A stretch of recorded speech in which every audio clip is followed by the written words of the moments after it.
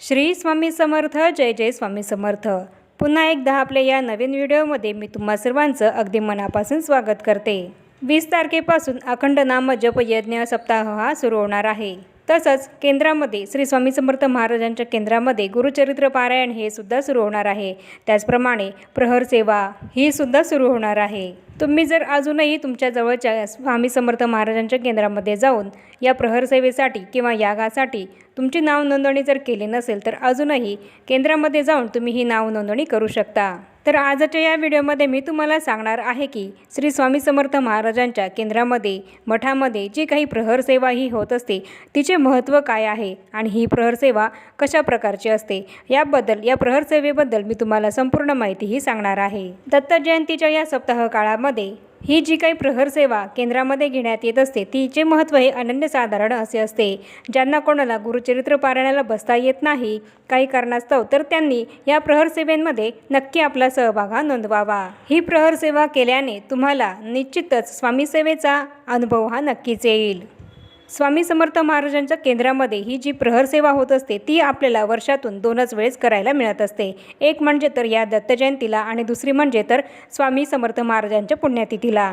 इतरमध्ये तुम्हाला वाटलं तरी सुद्धा तुम्हाला ही प्रहर सेवा करता येणार नाही आणि म्हणूनच या दत्त जयंती निमित्त आपण सर्वांनी श्री स्वामी समर्थ महाराजांच्या केंद्रामध्ये जाऊन या प्रहर सेवेमध्ये भाग घ्यायचा आहे.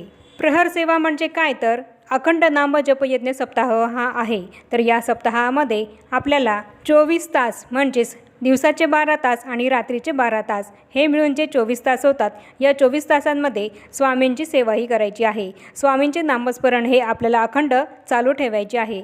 या नामस्मरणामध्ये आपल्याला 1 मिनिटभर 1 सेकंदभर सुद्धा खंड हा पडू द्यायचा नाही आहे. सप्ताह काळामध्ये या 7ही दिवसांमध्ये आपल्याला स्वामी समर्थ महाराजांचे नामस्मरण हे अखंडपणे चालू ठेवायचे आहे. त्यालाच अखंड नाम जप यज्ञ सप्ताह असं म्हटलं जातं. आणि ही जी सेवा आहे ती फक्त स्वामी समर्थ महाराजांच्या केंद्रामध्ये मठामध्येच होत असते. ही प्रहर सेवा आपल्याला केंद्रात जाऊनच करावी लागते. प्रहर ही अशी एकमेव सेवा आहे जी या सप्ताह काळामध्ये घेतली जाते की ज्याचे फळ आपल्याला तात्काळ मिळते आणि या सेवेची नोंद ही चित्रगुप्ताच्या वहीमध्ये न होता त्याचा हिशोब स्वामी समर्थ महाराज हे स्वतः घेत असतात. त्यामुळे आपण या प्रहर काळामध्ये जी काही सेवा करत असतो तिचे फळ हे आपल्याला लगेच तात्काळ मिळत असते. कारण ही सेवा दिवस आणि रात्र अशी दोन्ही वेळेस चालू असते आणि रात्री जेव्हा जग झोपते तेव्हा त्यावेळेस आपण श्री स्वामी समर्थ या नामाचा प्रत्यक्ष जप हा स्वामी समर्थ महाराजांच्या दरबारामध्ये करत असतो. म्हणून या सेवेचे फळ हे आपल्याला स्वामी समर्थ महाराज हे अगदी तात्काळ देत असतात. रात्रीच्या प्रहर सेवेचा अनुभव अनेक जणांना आलेला आहे. ज्यावेळेस आपण प्रत्यक्ष स्वामी समर्थ महाराजांच्या दरबारामध्ये बसून ही सेवा करत असतो तेव्हा 24 तास स्वामी समर्थ महाराज हे तिथे दरबारामध्ये हजर असतात. दरबारामध्ये स्वतः हजर राहून स्वामी समर्थ महाराज बघत असतात की माझी प्रहर सेवा माझे अखंड नामस्मरण हे कोण करत आहे आणि जो अखंड नामस्मरण स्वामी महाराजांचं या सप्ताह काळामध्ये करत असतो त्याला स्वामी समर्थ महाराज हे त्याच्या अपेक्षेप्रमाणे फळ दिल्याशिवाय राहत नाही.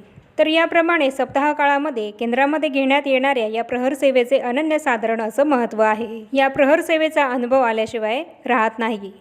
अनेक जणांना या रात्रीच्या प्रहर सेवेचा असा सुद्धा अनुभव आला आहे की स्वामी समर्थ महाराजांनी त्यांना प्रत्यक्ष त्यांच्यासमोर येऊन दर्शन हे दिले आहे. रात्री 12 ते 4 या काळामध्ये जो कोणी प्रहर सेवा करतो त्याला स्वामी समर्थ महाराज हे प्रत्यक्ष दर्शन हे देत असतात. असे या सेवेचे महत्त्व आहे.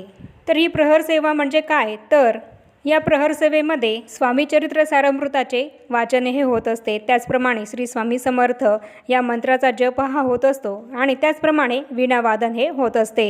महाराजांच्या केंद्रामध्ये या सप्ताहामध्ये 2 सेवेकरी हे श्री स्वामी समर्थ या मंत्राची जपमाळ ही जपतात.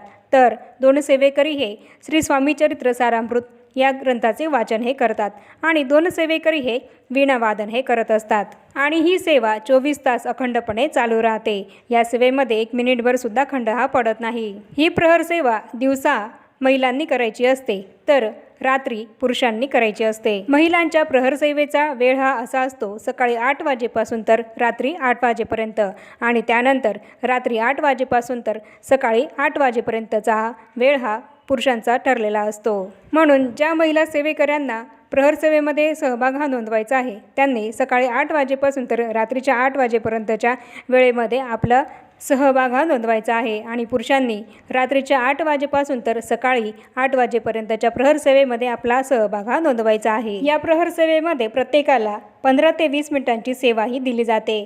त्यामध्ये तुम्हाला वीणावादन हे दिले जाऊ शकते, नाहीतर जपमाळ ही दिली जाऊ शकते, नाहीतर स्वामी चरित्र सारामृत या ग्रंथाचे वाचन करायला हे दिले जाऊ शकते। यापैकी तुम्ही कोणतीही सेवाही करू शकता। तुम्हाला जी सेवा दिली जाईल ती सेवा तुम्ही करायची आहे आणि जितक्या वेळ तुम्हाला तिथे बसून ती सेवा करायला सांगितलेली असेल तितका वेळ बसून तुम्हाला ती तिथे सेवा ही रुजू करायची आहे। आपली सेवा करण्याची वेळ ही पूर्ण झाल्यानंतर दुसऱ्या सेवेकऱ्याला सेवा करण्यासाठी दिली जाते। अगदी 5 मिनिटाची जरी तुम्हाला सेवा करायला मिळाली या सप्ताह काळामध्ये प्रहर सेवेची, तरीसुद्धा तुमच्यासाठी ती गोष्ट अतिशय भाग्यकारक आणि लाभकारक अशी ठरेल। म्हणून तुम्ही सर्वांनी गुरुचरित्र पारायणाला जरी तुम्ही बसले असाल किंवा बसले नसाल तरीसुद्धा या सेवेमध्ये आपला सहभाग हा जरूर नोंदवायचा आहे। त्याचप्रमाणे तुम्हाला तर सेवा करायचीच आहे, पण तुमच्यासोबत तुम्हाला तुमच्या घरातील इतर सदस्य असतील त्यांना जर घेऊन जाता आलं तर तुम्ही त्यांनासुद्धा घेऊन जा आणि तुमच्या आजूबाजूला तुमच्या घराशेजारी ज्या काही व्यक्ती असतील, ज्या काही महिला सेवेकरी असतील, जे काही पुरुष सेवेकरी असतील त्या इतरांनासुद्धा तुम्ही या सेवेमध्ये जरूर सहभागी करून घ्या। फक्त काही प्रहर सेवेचे नियम आहेत, ते नियमांचे पालन आपल्याला या प्रहर सेवेच्या काळामध्ये करायचे आहे। तर प्रहर सेवेचे नियम असे आहे की प्रहर सेवा करत असताना आपल्याला आपसामध्ये बोलायचं नाही आहे आणि त्याचप्रमाणे महिलांनी साडी घालूनच ही प्रहर सेवा करायची आहे आणि त्याचप्रमाणे ज्या अविवाहित मुली आहेत त्यांना सुद्धा जर ही प्रहर सेवा करायची असेल तर त्यांनी या प्रहर सेवेला जाताना जीन्स पॅन्ट घालूनही जायची नाही आहे। तर अशा मुलींनी पंजाबी ड्रेस घालूनच, जीन्स पॅन्ट न घालता पंजाबी ड्रेस घालूनच ही प्रहर सेवा करायची आहे। त्याचप्रमाणे प्रहर सेवेसाठी जाताना काळे कपडे घालून आपल्याला जायचे नाही आहे आणि कुठलाही नाईट ड्रेस घालून आपल्याला प्रहर सेवेसाठी जायचं नाही आहे। तसंच महिलांनी आपल्या कपाळाला टिकली न लावता कुंकू लावूनच जायचं आहे आणि हातामध्ये 2-2 काचेच्या बांगड्या घालूनच आपल्याला प्रहर सेवेला जायचं आहे।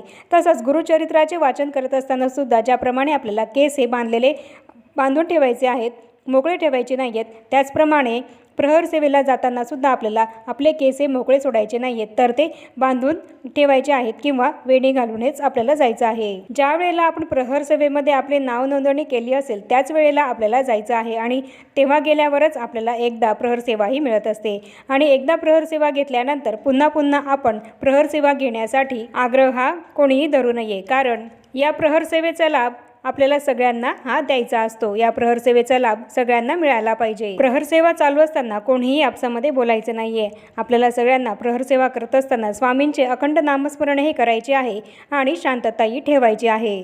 जे पुरुष सेवेकरी प्रहर सेवेला जाणार असतील तर त्यांनी कमरेला कुठलाही बेल्ट घालून सेवा करायला जायचं नाहीये। तुम्ही ज्या वेळेस प्रहर सेवेसाठी नाव दिलं असेल त्या वेळेच्या 5-10 मिनिटं आधीच तुम्हाला केंद्रामध्ये जायचं आहे। आपल्याला दिलेल्या वेळेनुसार आपली प्रहर सेवा झाल्यानंतर त्यानंतर दुसऱ्या सेवेकरी दादा किंवा ताईंना ही प्रहर सेवा दिली जाते। अशी ही प्रहर सेवा सप्ताह काळामध्ये 7 दिवस अखंडपणे अविरतपणे चालू राहते। मग वीणावादन असो किंवा स्वामी चरित्र सारामृताचे वाचन असो किंवा जपमाळ असो, या तिन्ही सेवा अखंडपणे चालू राहतात।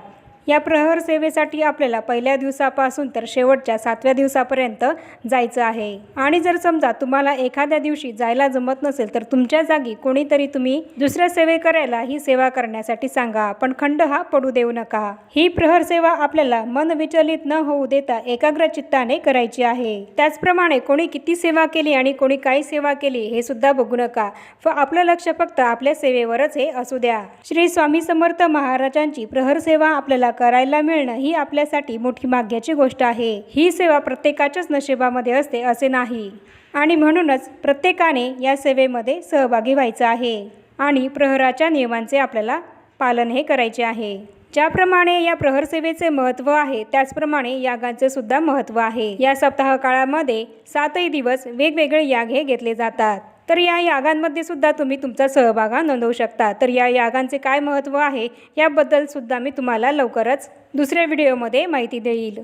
तर याप्रमाणे आजच्या या व्हिडिओमध्ये आपण प्रहर सेवेचे महत्त्व काय आहे आणि प्रहर सेवा ही कशी असते याबद्दल संपूर्ण माहितीही बघितली आहे। आणि अशीच गुरुचरित्र पारायणासंबंधित अधिक माहिती जाणून घेण्यासाठी माझ्या चॅनलला जर तुम्ही अजूनही सबस्क्राईब केले नसेल तर जरूर सबस्क्राईब करा आणि या व्हिडिओतली माहिती इतरांपर्यंत जरूर पोहोचवा।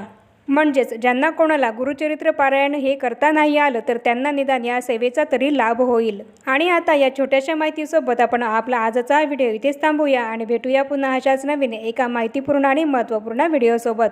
तोपर्यंत सर्वांना श्री स्वामी समर्थ.